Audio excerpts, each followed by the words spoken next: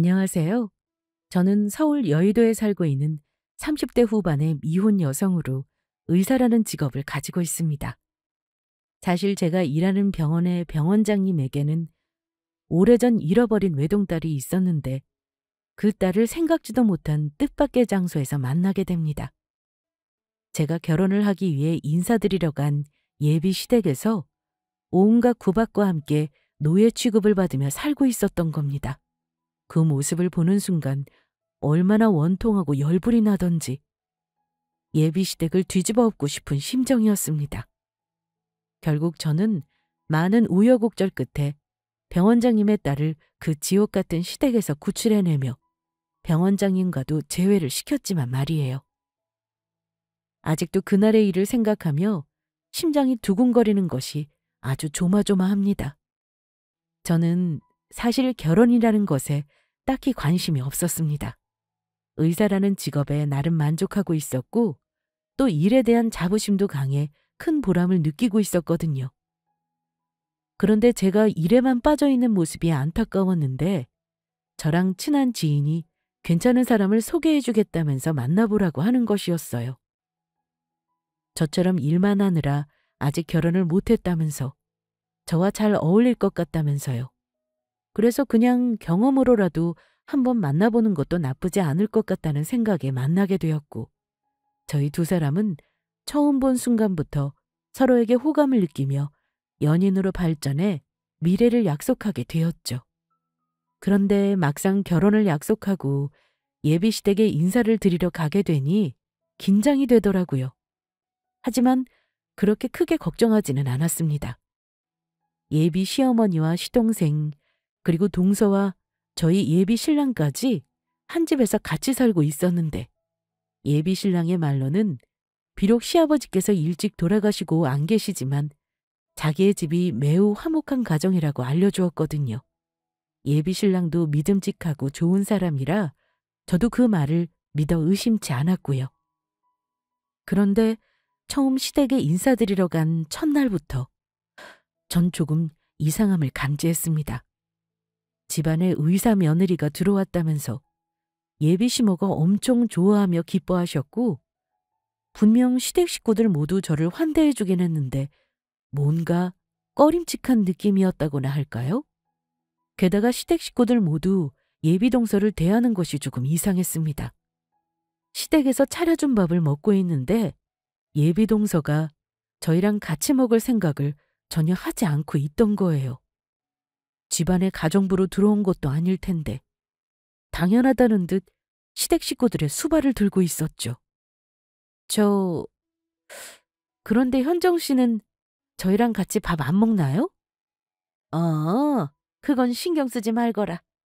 내가 괜찮다고 아무리 말려도 소용없고 현정이가 가족들 수발 드는 거 워낙 좋아해서 그러는 거니까 우리나 맛있게 먹으면 된다. 안 그러니 현정아? 예? 물론이죠. 형님, 저는 신경 쓰지 말고 드세요. 저는 나중에 천천히 먹어도 되니까. 그리고 그 다음. 아무리 봐도 납득하기 어려운 상황을 경험하게 됩니다. 시어머니가 음식을 먹다 떨어뜨려 옷에 얼룩이 묻었는데 그걸 시어머니가 물티슈조차 직접 닦는 것이 아니라 예비 동서가 나서 재빨리 닦아주는 것이었어요. 그런 동서의 행동을 저희 예비 신랑이며 시동생까지 당연하다는 듯 아무렇지 않게 지켜보고 있었고요. 하지만 저에게 의문인 것은 그뿐만이 아니었어요. 바로 예비 동서에 관한 것이었죠. 아무리 봐도 동서의 얼굴이 매우 낯이 익었던 겁니다. 그래서 예비 동서를 어디서 봤는지 곰곰이 생각해도 떠오르지 않아 모두 밥을 먹은 후 식탁을 정리하는 예비 동서를 옆에서 도와주며 살며시 물었죠. 그런데 현정 씨, 우리 어디서 본 적 있지 않아요? 아무리 봐도 너무 낯이 익은 게 어디서 만났던 적이 있는 것 같아서요. 형님이 저를요? 에이, 형님이 저 같은 사람을 언제 보셨겠어요. 제가 만약 의사라는 지인은 알고 있었다면 벌써 여기저기 자랑하고 다녔을걸요? 아마도 다른 사람이랑 착각하신 거겠죠. 저는 오늘 형님 처음 봤는걸요? 정말 낯이 많이 익은 얼굴이긴 했지만 그때는 예비동서의 말에 그냥 넘어갔었습니다. 저를 본 적이 없다는 사람을 물고 늘어질 수도 없었으니까요. 게다가 예비신랑에게 대충은 들어 알고 있었지만 같이 설거지를 하며 예비동서의 기구한 사연도 알게 되었거든요.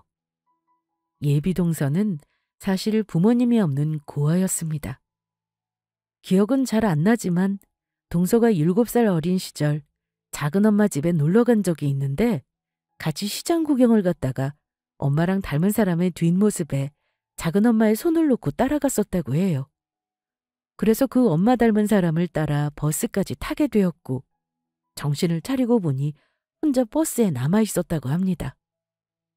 그렇게 동서는 가족들을 잃어버리고 고아가 된 것이죠. 옆에서 듣기만 해도 참으로 안타까운 사연이 아닐 수 없었습니다. 괜히 그 이야기를 듣는데 예비동서에게 잘해줘야겠다는 생각이 들 정도였으니까요.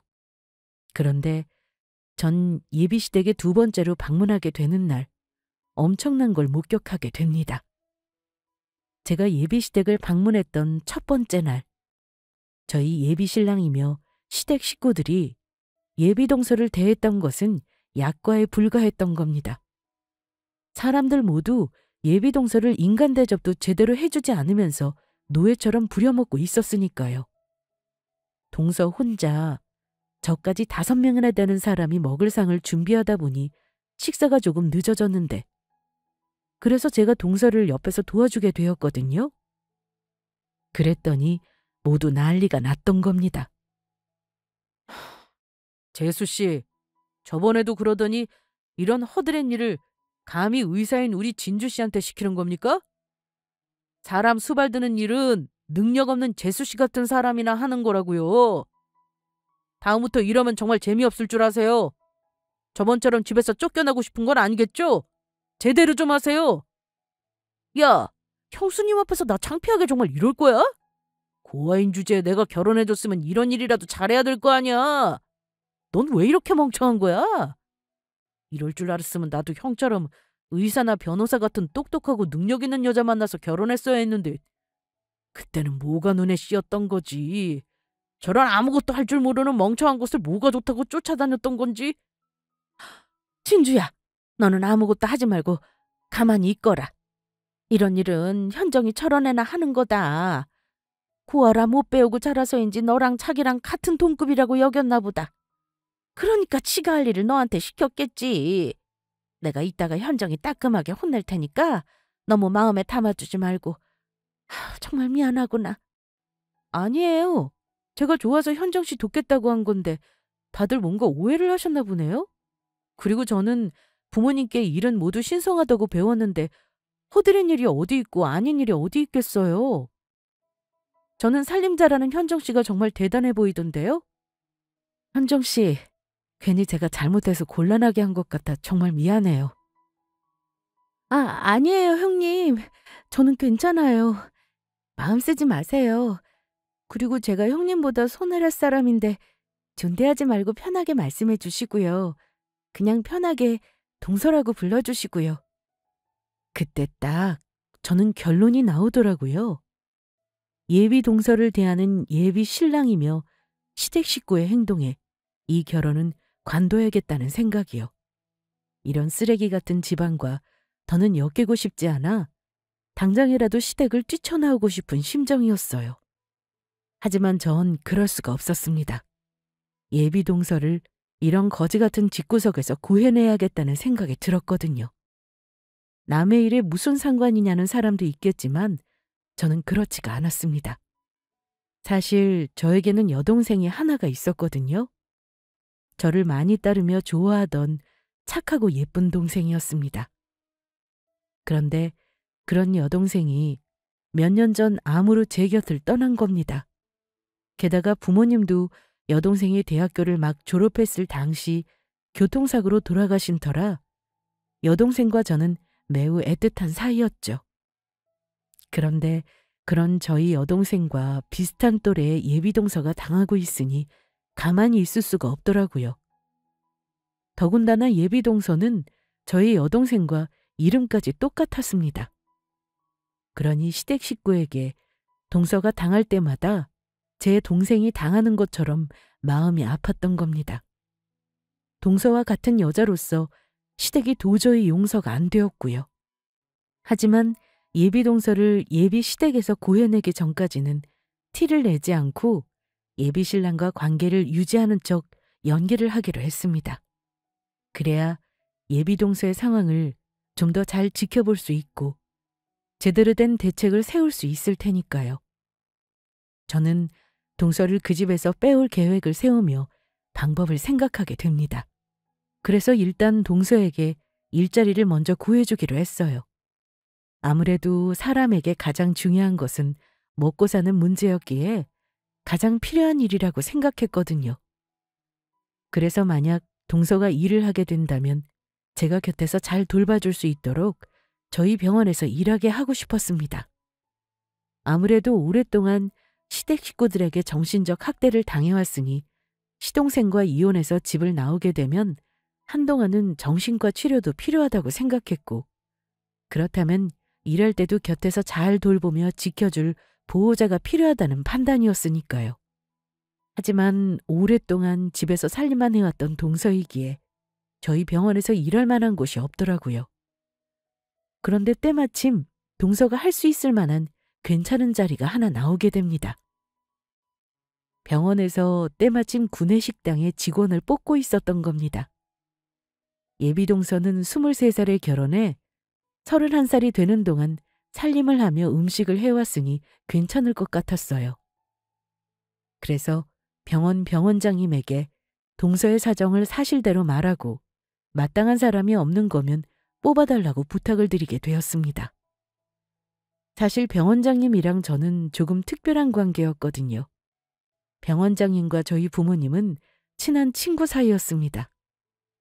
부모님도 살아계실 때 작은 병원을 운영하는 의사였고요.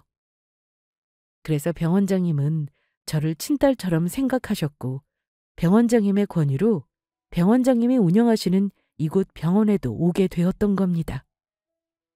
그런데 저는 병원장님과 이야기를 나누는 도중 아주 까무러칠 뻔했습니다.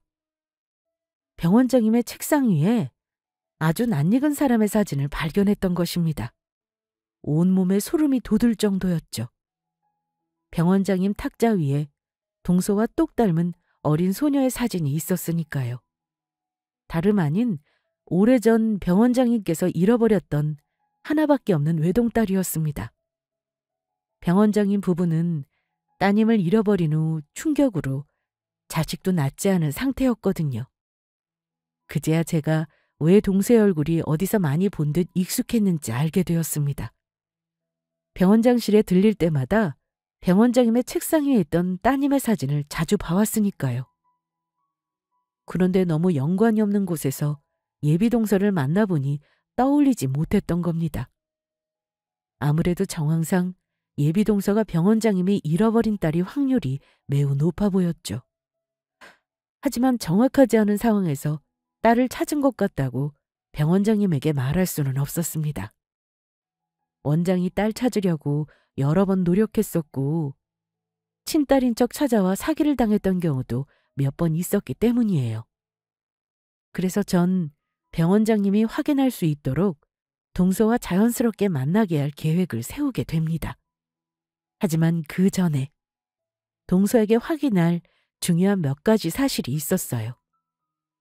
동서도 시댁에서 나오고 싶은 것인지 의견을 물어봐야 했으니까요. 무엇보다 당사자의 의견이 중요한 부분이었기 때문입니다. 그래서 저는 동서에게 휴대폰으로 연락하게 됩니다. 형님 안녕하세요. 무슨 일이세요? 동서 안녕? 그러니까 저기 동서한테 갑자기 이런 말해서 너무 뜬금없고 당혹스러울 수도 있는데 옆에 어머니 계신 거면 네, 아니요로만 대답해줘? 그러자 잠시 생각에 잠긴 것 같던 동서가 말했습니다. 네. 동서 그 집에서 식구들한테 괴롭힘 당하고 있는 거 맞지? 그래서 혹시 그 집에서 나오고 싶은 거면 지금 네라고 대답해 주겠어? 네. 그러면 동서, 내가 정말로 동서 어디서 본 것 같은데 내일 우리 병원에 와볼래? 내가 정확히 확인하고 싶은 것도 있고 해서. 동서가 그 집에서 정말 나오고 싶은 거면 내일 우리가 꼭 만나서 이야기를 해야 할 것 같아서. 그럴 수 있지? 네, 형님. 알겠어. 그러면 내가 문자로 우리 병원 위치랑 시간 알려줄 테니까 어머니랑 서방님한테는 내가 결혼 전 동서랑 친해지고 싶어서 내일 밥 사주겠다고 졸라서 어쩔 수 없이 나가는 거라고 말해. 그러면 아마 어머니도 보내줄 테니까. 그러면 동서 내일 봐? 예, 형님. 다음 날 저희 병원으로 찾아온 동서는 저를 보자마자 긴장해서인지 제 눈치를 보는 것 같았습니다. 일단 그 집에서 나오고 싶다고 예비 동서가 저한테 말하긴 했지만 혹시 제가 시댁 식구와 짜고 동서를 시험하기 위해 이런 일을 벌일 수 있다고 생각할 수도 있었으니까요. 그래서 제가 먼저 동서에게 솔직하게 털어놓았죠. 동서, 나 사실 먼저 고백할 게 있어. 나 상호 씨랑 파혼할 거야. 그날 시댁에 갔을 때 동서한테 하는 거 보고 내가 질려버렸거든. 상호 씨도 그렇지만 시댁 식구들 어떻게 그렇게 하나같이 무식하고 못될 수 있는지 동서한테 대하는 거 보고 내가 다 화가 나더라. 그래서 말인데 동서 내가 전화로 했던 말 그냥 해본 말 아니고 진심이거든? 그러니까 동서 그 집에서 나올 생각 있으면 말해. 내가 도와줄 테니까. 제 말에 예비 동서는 머뭇거리는가 싶더니 울음을 터뜨렸습니다. 형님, 저 정말 그래도 되는 거예요? 그 집에서 나올 수만 있다면 그러고 싶어요. 저 좀 살려주세요. 동서, 아니 현정아, 내가 동서 현정이라고 불러도 되는 거지? 그러니까 현정아, 이제 걱정하지 마.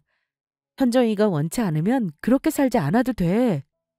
고아는 죄도 아니고 현정이가 잘못한 거는 더더욱 아니니까 내가 지켜줄게. 그리고 앞으로는 나보고 형님이라고 하지 말고 언니라고 불러. 언니가 앞으로는 현정이 무슨 일 있든 꼭 지켜줄 테니까. 네, 언니. 정말 고맙습니다. 오래 산 남편이랑 시댁 식구보다 언니가 더 가족 같으세요.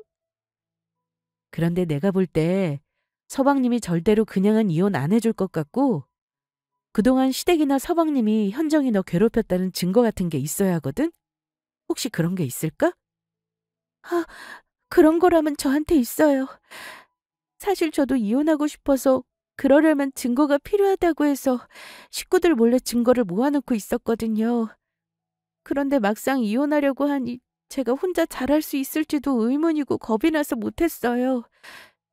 만약 이혼을 못하게 될 경우 남편이면 시댁 식구들이 저를 괴롭힐 것도 같았고요. 그런데 언니가 곁에서 도와주신다면 저 할 수 있을 것 같아요. 이번엔 저 용기 내볼게요. 그렇다니 정말 다행이다. 그러면 일단 그 집에서 탈출부터 하고 변호사를 만나보자. 일단 현정이 너 자리 잡을 때까지 우리 집에서 나랑 같이 살면 되니까 그런 건 전혀 걱정하지 말고. 변호사 비용은 내가 내줄 테니까 일단 아무 생각하지 말고 있어. 하지만 그렇게까지 신세지면 제가 너무 죄송한데요. 아니야, 괜찮아. 정 미안하면 현정이 너가 나중에 돈 벌어서 천천히 갚으면 되잖아. 현정이 너 일자리도 우리 병원에 내가 미리 구해놨어. 그러니까 지금은 부담 갖지 말고 일단 그곳에서 나올 생각부터 하자. 네. 이 은혜 제가 평생 두고두고 갚겠습니다. 정말 고맙습니다. 그리고 동서를 직접 보자. 모든 것이 확실해졌습니다. 동서는 정말로 병원장님의 딸이 맞았어요. 나이만 들었지 정말로 병원장실에 있는 병원장 따님과 똑같은 얼굴을 하고 있었으니까요. 그래서 긴가민가한 상황에서 그 사실을 확인하기 위해 동서가 취업하게 될 병원도 보여주며 확인도 할 겸 저희 병원으로 부른 것이었죠. 그리고 저는 조심스레 동서에게 한 가지를 더 물었어요. 그런데 현정아, 너는 부모님 안 보고 싶어? 부모님이요? 어, 부모님 모습은 전혀 기억 안 난다고 하지만 저번에 들으니 그래도 어느 정도 부모님에 대한 기억도 남아있는 것 같고 그러면 많이 보고 싶을 거 아니야. 사실 저도 보고 싶어요. 그래서 실종아동 유전자 등록하는 게 있다고 해서 해보려고도 했는데 남편이며 시댁 식구들 반대가 워낙 심해하죠. 그래서 하고 싶어도 못하고 있었어요. 그러면 현정이 너도 네 가족들 찾을 수 있다면 꼭 만나고 싶다는 이야기지? 물론이죠. 저희 부모님을 다시 만날 수 있다면 저 불길 속이라도 뛰어들 자신 있어요. 알겠어. 네 생각 알려줘서 고마워. 동서의 말에 전 때가 되었음을 알게 되었어요. 그래서 죽이 되든 밥이 되든 병원장님을 만나 동서와 보게 해줄 생각이었죠. 정말로 동서가 병원장님의 딸이 맞는다면 원장님께서 한 번에 알아보실 거란 판단해서였습니다.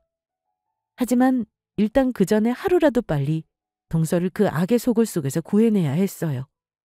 어차피 동서에게 특별히 집에서 가지고 나올 짐이 있는 것도 아니라고 하고 옷가지들도 일단 제 옷을 같이 입거나 사면 그만인 것들이니 최대한 티가 나지 않도록 저희는 맨몸으로 나오는 방식을 선택하기로 했어요. 그리고 그 계획은 다음날 바로 실행하기로 했죠. 그래서 다음날 전 이른 새벽 시댁 근처에 주차를 하고 동서가 나오길 기다렸습니다. 혹시 시댁 식구들이 동서가 사라진 후 경찰에 신고할 것까지 대비해 아파트 CCTV가 안 보이는 도로 외곽에 차를 주차해놨어요. 그런데 그때 생각지도 못한 뜻밖의 일이 벌어졌습니다. 초조한 마음으로 동서를 기다리는데 아무리 기다려도 동서의 모습이 보이질 않는 거예요. 그래서 혹시 몰래 나오다가 들킨 것은 아닌지 무슨 일이 생겼나 차에서 내려 동서네 집으로 향하려 하는데 다행히 멀리서 달려오는 동서의 모습을 발견했습니다. 그 모습에 저는 재빨리 차 밖으로 나와 동서에게 손을 흔들어 주었고 동서도 저를 보더니 더욱 힘을 내 달려왔습니다. 그리고 동서와 저는 재빨리 차에 탔습니다. 현정아, 어떻게 된 거야? 아무리 기다려도 안 나와서 걱정했잖아. 제가 막 나오려고 했는데 그만 화장실에서 나오는 어머니랑 딱 마주쳤지 뭐예요. 그때 들키는 줄 알고 얼마나 놀랐는지 몰라요. 그래서 저도 화장실 가려고 나온 척 연기하느라 늦었어요. 죄송해요, 언니. 많이 기다리셨죠? 아니야, 괜찮아. 현정이 너만 무사히 나왔으면 된 거야. 일단 여기 있다가 들킬 수도 있으니 우리 얼른 빠져나가자.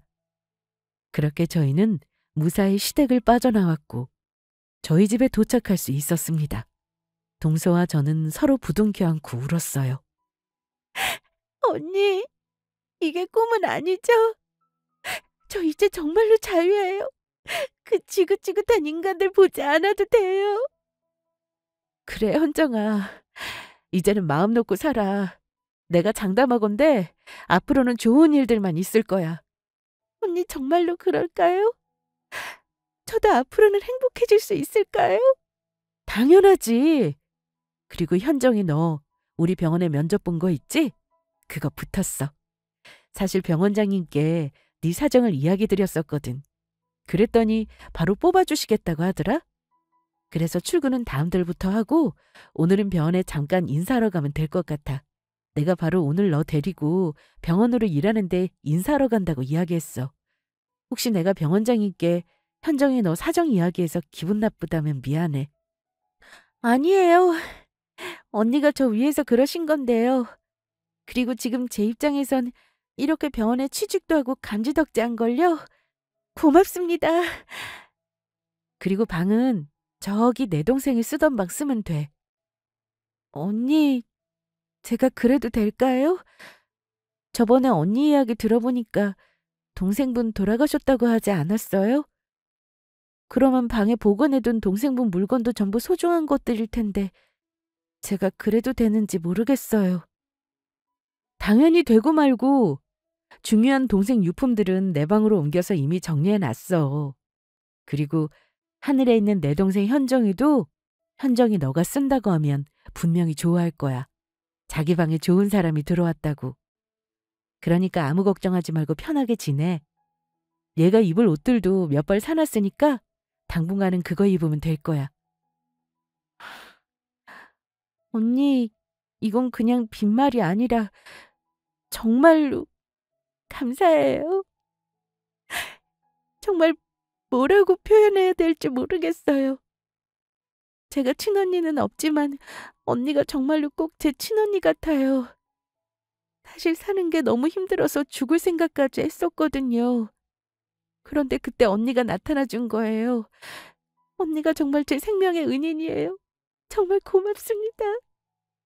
동서의 우는 모습에 저는 동서를 안아주었습니다. 어느새 제 눈에도 눈물이 흐르고 있었죠. 살아있다면 저희 동생과 비슷한 나이일 동서가 남들도 해보지 않은 모진 세월을 버티며 살아왔던 걸 생각하니 제 동생이 고생을 한 것처럼 가슴이 아파졌으니까요. 동서에게 해주는 것들이 꼭 제 동생에게 해주는 것 같은 기분이 들었습니다. 현정아, 걱정하지 마. 앞으로 내가 꼭 현정이 너 지켜줄 거야. 그러니까 그런 나쁜 생각하지 말고 앞으로는 씩씩하게 사는 거야? 현정이 넌 누구보다 소중한 사람이라는 걸 절대 잊어서는 안 돼? 알겠지? 네, 언니. 그럴게요. 그리고 전 다음 날 동서를 데리고 병원에 출근해 병원장님께 바로 연락을 드렸어요. 말씀드린 병원에서 근무하기로 한 동서를 인사시키고 싶다고요. 원장님도 흔쾌히 허락하셨고 저희는 병원장실로 가게 되었습니다. 동서는 자기를 채용해 주신 병원장님한테 감사하다며 드실 음료라도 사가고 싶다는 말에 음료수 세트를 사서 병원장실로 가게 되었습니다. 동서는 병원장실에 들어가자마자 병원장님께 고개 숙여 인사했어요. 안녕하세요, 원장님. 처음 뵙겠습니다. 박현정이라고 해요. 저에게 이런 소중한 일자리를 주셔서 정말 감사합니다. 그러나 병원장님은 말이 없었어요. 그저 동서의 얼굴을 뚫어지게 쳐다볼 뿐이었죠. 그래서 저는 바로 직감할 수 있었습니다. 동서가 정말로 병원장님의 딸이 맞다는 걸요. 병원장님은 떨리는 목소리로 동서에게 물었어요. 혹시 실례가 안 된다면 현정 씨도 부모님 잃어버리고 어린 시절 보육원 생활을 했다고 들었는데 그 전에 부모님이랑 살던 기억이 전혀 없는 겁니까? 다름이 아니라 현정 씨가 제가 아는 사람이랑 많이 닮아서요. 기억나는 게 조금이라도 있다면 혹시 괜찮으면 이야기해 줄 수 있을까요? 기억이 전혀 없는 건 아니고 아주 조금 기억에 남는 게 몇 가지 있어요. 제가 어릴 때 아빠가 저에게 귀여운 노란색 오리 인형을 선물해 주신 적이 있는데 제가 그 오리 인형을 꾀꾀기라고 불렀거든요. 그런데 아빠가 그 인형을 보더니 저랑 닮았다고 저보고 꾀꾀기라 부르며 놀리셨어요. 저희 아빠는 제가 귀여워서 장난으로 그런 건데 아빠가 저를 못생겨서 놀리는 줄 알고 속상해서 울었던 기억이 나요. 그리고 제가 단독주택에 살았던 것 같은데 집에 큰 벚꽃나무가 한 그루 있었거든요. 봄만 되면 예쁜 꽃들이 피어서 제가 그 나무를 굉장히 좋아했어요. 그리고 또 기억나는 게 제가 외갓집에 놀러 갔다 장작이 타는 아궁이 앞에서 장난치다가 팔뚝에 화상을 입은 적이 있어요. 그 흉터가 아직도 남아있습니다. 혹시 괜찮다면 그 화상 흉터 좀 보여줄 수 있을까요? 제가 알던 사람도 팔뚝에 흉터 자국이 있어서 그럽니다. 병원장님의 말에 동서는 소매를 걷었습니다. 그리고 팔뚝에 난 흉터를 보는 순간 병원장님은 동서에게 다가가 꼭 껴안았습니다. 내 딸 다빈아, 어디 갔다가 이제야 나타난 거야? 너를 잃어버리고 아빠랑 엄마랑 널 얼마나 찾았는지 알아? 내가 바로 네 아빠다. 예? 그게 무슨 말씀이세요? 원장님이 저희 아빠라니요? 다빈아, 모르겠어? 우리 꾀깨기 다빈이 아빠가 너무 늦게 우리 딸 찾아서 미안하다.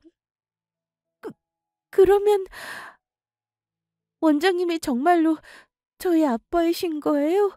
정말로 내 아빠 맞아? 그리고 내 이름이 다빈이고?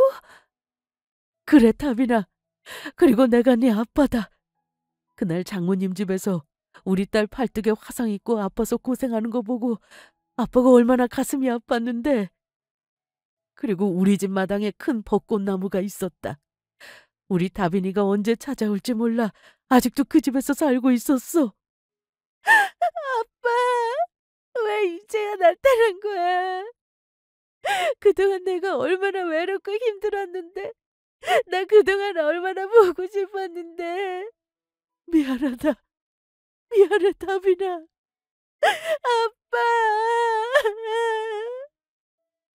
동서와 병원장님은 서로를 끌어안았습니다. 그리고 오랜 시간 떨어져 지내면서 나누지 못했던 이야기도 나누게 되었죠. 그리고 그날 마침 병원장님은 오후에 휴진이었고 저도 동서 일로 미리 시간을 빼놓은 상태라 다 같이 병원장님 집으로 가게 되었습니다. 그리고 그곳에서 동서는 친엄마도 만날 수 있었죠. 그동안 예비시댁이 동서한테 벌인 만행을 듣고 병원장님이며 병원장님 사모님까지 매우 분노했습니다. 그래서 저희는 병원장님과 함께 예비시댁에 제대로 복수해주기를 마음먹었습니다. 그리고 며칠 후 저는 아무 일도 없는 척 예비신랑에게 연락을 했어요. 예비신랑이 만나자는 걸 제가 최근 들어 바쁘다며 계속 피하고 있었거든요. 그런데 예비신랑에게 연락을 해보니 정신이 없는 건 그쪽도 마찬가지더라고요. 자기야, 이런 말 갑자기 해서 미안한데 우리 집에 지금 큰일이 생겨서 상견례 날짜는 그 일이 해결된 후에야 정해야 할 것 같아. 나야 괜찮지. 어차피 상견례라고 해봤자 우리 집은 나 혼자 나가게 될 거고 날짜 미뤄도 상관없을 것 같아. 그런데 갑자기 왜? 집에 무슨 일이라도 생긴 거야? 그게 사실은 재수 씨가 우리 가족이랑 더는 못 살겠다고 쪽지 한 장만 달랑 남기고 집을 나가버렸거든.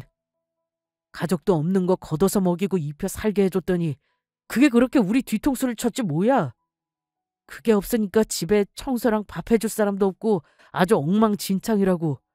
우리 지금 며칠 동안 배달 음식이랑 라면만 먹고 있는데 아주 지겨워 죽겠어. 그래서 어떻게든 재수 씨 찾아서 데리고 오려고 하는데 어디 갔는지 찾을 수가 있어야지. 아, 동서 이야기였구나. 그거라면 걱정하지 않아도 될 것 같아. 동서 지금 어디서 지내는지 내가 알거든. 뭐라고? 그게 정말이야? 그러면 당장 우리 집으로 데려다 좀 줘. 상호 씨, 미안한데 그럴 수 없을 것 같아.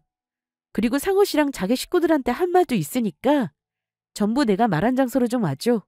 동서도 부를 테니 거기서 만나서 이야기해. 일단 알겠어. 그리고 재수 씨 어디 도망 못 가도록 자기가 잘 붙들고 있어야 해. 알겠지? 알겠어.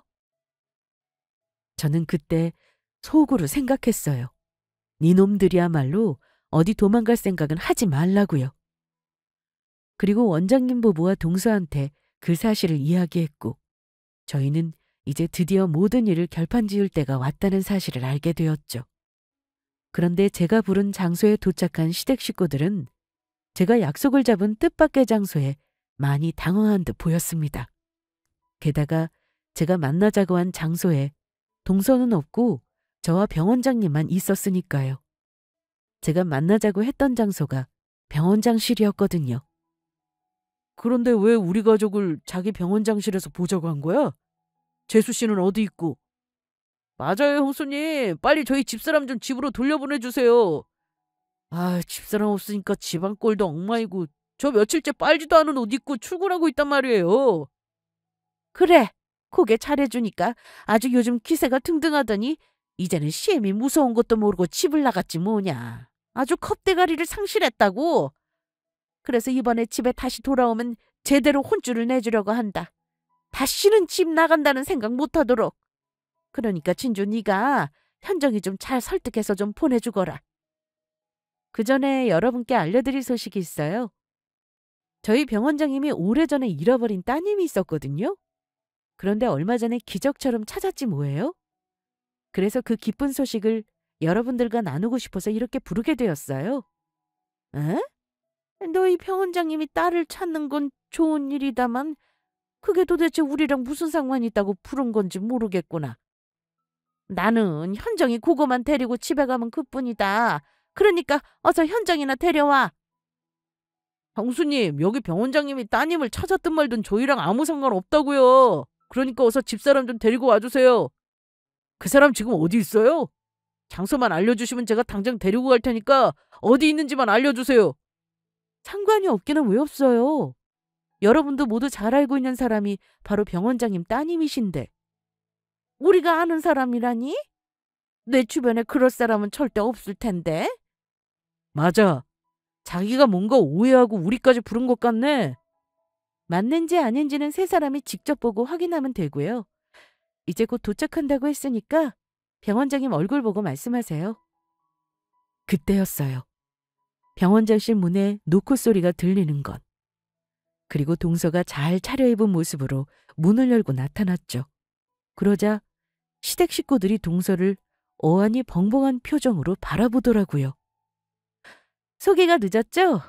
알아보니 글쎄 동서가 저희 병원장님의 잃어버린 따님이었지 뭐예요. 그래서 앞으로 동서가 여러분들에게 돌아가는 일은 없을 거예요. 동서는 앞으로 영원히 자기 친부모님이랑 살 생각이니까요. 그 사실 말씀드리려고 전부 부른 거였어요. 하지만 동서가 병원장님 딸이란 말에 이미 시댁 식구들은 동서가 다시는 시댁에 돌아가지 않을 거란 말이 들리지 않은 것 같았어요. 동서가 큰 병원의 딸이니 앞으로 자기들이 동서를 이용해 편하게 살 수 있을 것 같다는 기대감에 잔뜩 부풀어 있는 것 같았죠. 그동안 자신들이 동서한테 했던 짓거리들은 전혀 생각하지 못한 채요.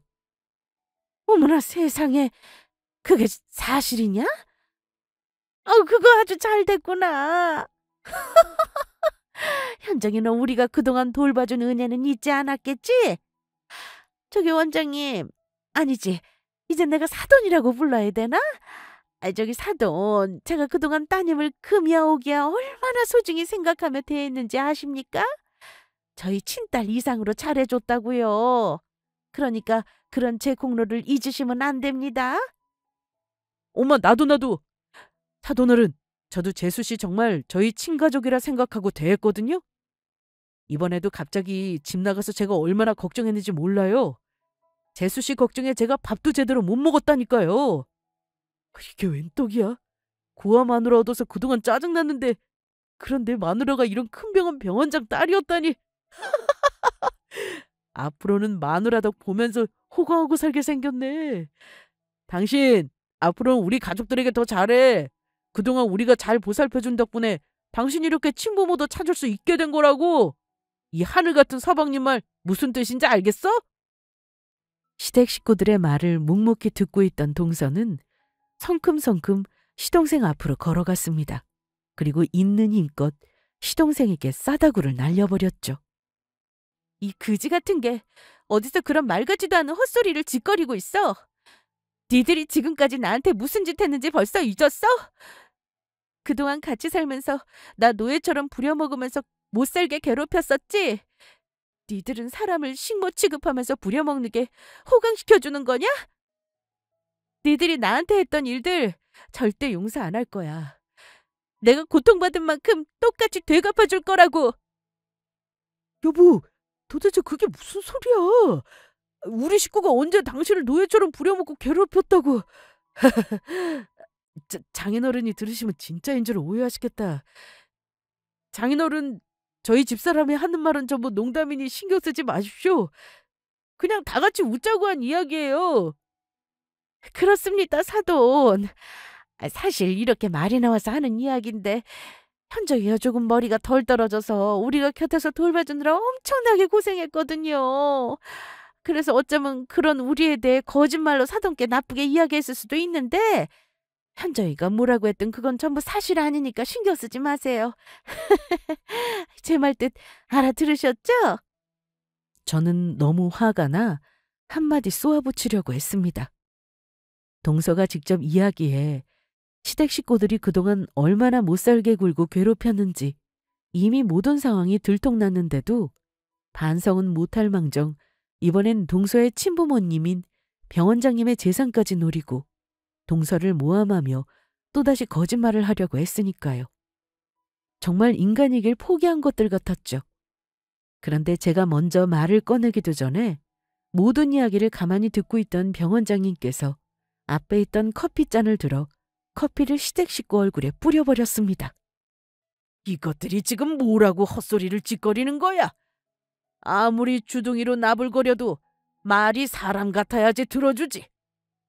얼마나 멍청하고 생각이 없으면 내가 그런 니들의 말 같지도 않은 소리에 속아 넘어갈 거라고 생각을 해? 니들이 아무리 그렇게 말한다고 해도 그동안 우리 딸 식모처럼 부려먹었던 거 내가 모를 줄 알아? 이미 최 선생이 당신들 집에 갔을 때 우리 딸을 어떻게 대했는지 전부 말해줬어. 어떻게 사람한테 그런 짓을 저지를 수가 있어? 게다가 우리 다빈이가 당신들이 우리 딸 괴롭혔던 증거 모아둔 거 보여줘서 내가 전부 확인했다고. 저 내 딸이랑 결혼해서 인생 망치게 만든 쭉정이 같은 놈이랑 당장 이혼시키고 니들도 내 딸 괴롭힌 죄값 제대로 받게 할 테니까 마음 단단히 먹고 준비하는 게 좋을 거야. 내 모든 걸 걸고서라도 니들 제대로 나락으로 보내줄 생각이니까. 이럴 수는 없습니다. 사돈, 제가 앞으로는 우리 현정이한테 잘하겠습니다. 현정이가 병원장 딸인 줄 알았으면 진작 잘해줬을 텐데. 그러니까 사돈, 저희에게 한 번만 기회를 주십시오. 저희가 잘못했어요. 장인어른, 제발 한 번만 기회를 주십시오. 제가 앞으로는 저희 집사람 여왕마마처럼 떠받들면서 살게요. 저 집사람 아직 많이 사랑합니다. 집사람 없으면 못 산다고요.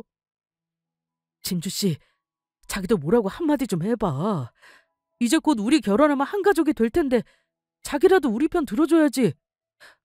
어서 사돈어른 좀 잘 설득해보라고. 이게 어디 우리만 잘 되자고 그래? 우리가 잘 돼야 자기도 잘 되는 거라고. 그래야 우리 결혼할 때 재수씨 친정에 콩고물이라도 하나 얻어먹지. 그 한마디에 저는 제대로 뚜껑이 열리고 말았죠. 마지막까지 본인들 잘못에 대해 반성은 안 하고 끝끝내 동서를 이용할 생각뿐이었으니까요.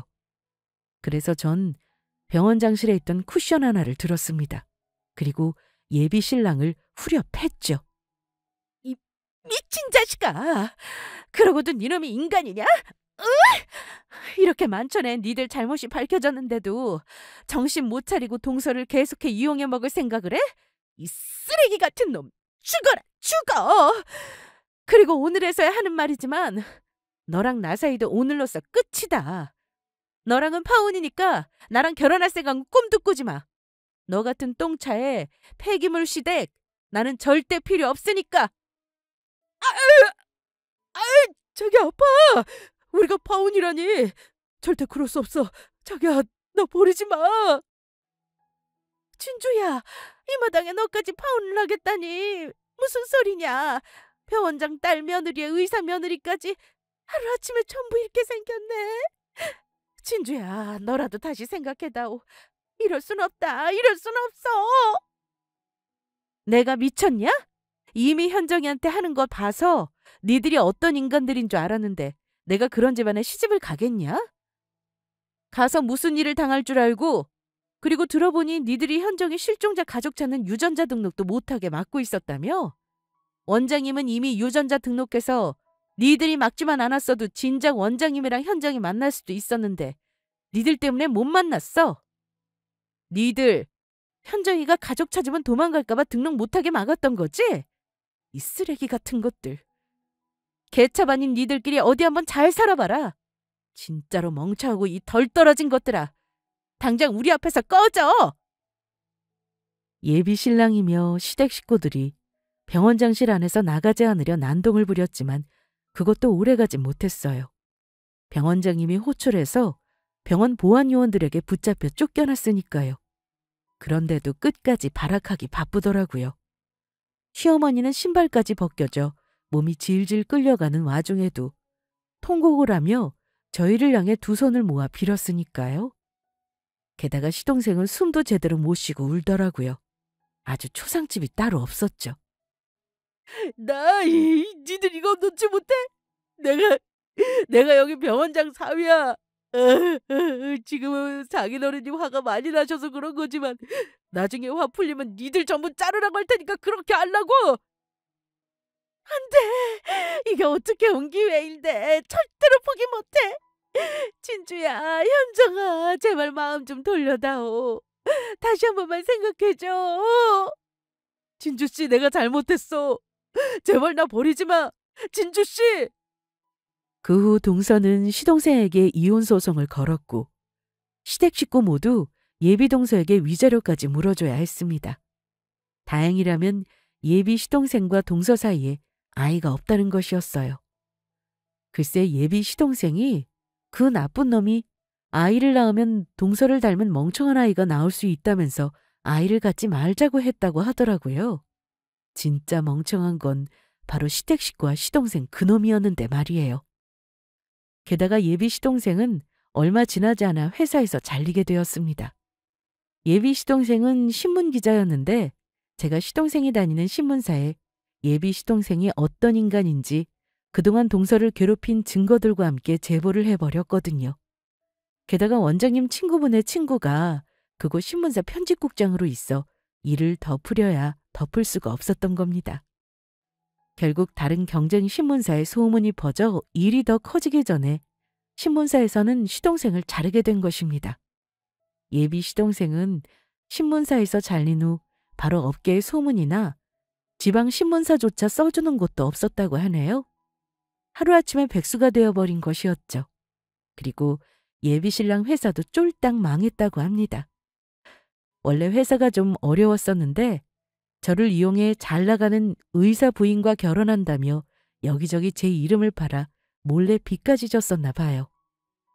그런데 저와 파혼까지 한 마당에 돈을 빌려 시작한 새로운 프로젝트 사업까지 망하며 돌이킬 수 없는 상황이 되어버린 겁니다. 결국 살던 집까지 팔아 알거지 신세가 되었다고 해요. 그래서 현재 반지하 단칸방에서 세 식구가 생활을 하고 있다고 합니다. 그리고 동서는 잃어버렸던 진짜 가족들과 행복하게 잘 지내고 있습니다. 그리고 그동안의 상처를 치유하기 위해 정신과 치료도 받고 있고요. 저와도 자주 만나며 친자매처럼 지내고 있습니다. 제가 자기 친언니 같다며 얼마나 잘 따르며 애교도 많은지 모르겠어요. 병원장님이며 병원장님 사모님이며 저에게 딸을 찾을 수 있게 해줬다며 많이 고마워하셨고요. 그러면서 앞으로는 병원장님 내외 두 분께서 저를 진짜로 친자식처럼 여기며 잘 돌봐주시겠다고 하시더라고요. 이미 새로 여동생을 하나 얻은 것만으로도 감사한데 좋은 부모님까지 생긴 거나 다름없었죠. 인생을 살며 여러 일을 겪는다지만 그래도 우리 한 가지 사실은 결코 잊지 말아야겠습니다. 사람이 착하게 살아야 한다는 건 말이에요. 그러면 언젠가 나에게도 새로운 행복이 찾아와 문을 두드릴 테니까요. 앞으로도 행복을 찾아 좋은 사람으로 살아보겠습니다. 모두 끝까지 들어주셔서 감사합니다.